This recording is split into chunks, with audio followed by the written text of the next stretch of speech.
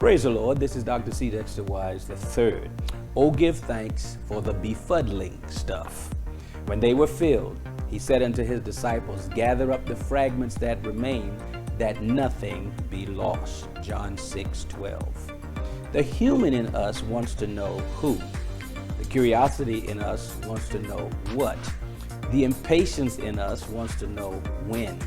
The traveler in us wants to know where. The philosopher in us wants to know why. The scientist in us wants to know how.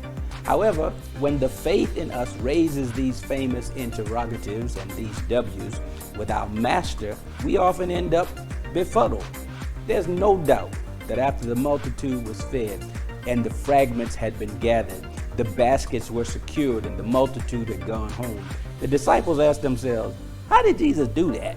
We were standing right there. We participated in it, but for the life of us, we still don't know how he did it. Number one, we were befuddled at how he would do it.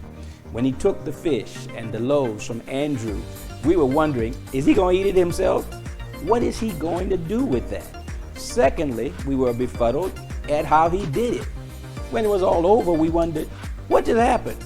We know we didn't have enough to start with, and we didn't know where the extra food came from. Yet, the more we passed it out, the more there was to pass out. How did he do that? Number three, we were befuddled at why he did it. Why did Jesus care in the first place?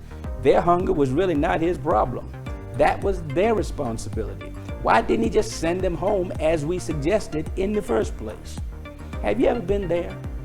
Facing a great challenge that you couldn't figure out how you and the Lord were going to deal with, and then you were befuddled when he did?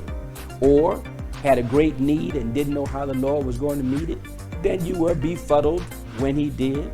Or you thought about your mistakes, your misdeeds, and your mess-ups and wondered why the Lord would even bother with you in the first place, and you were befuddled that he did.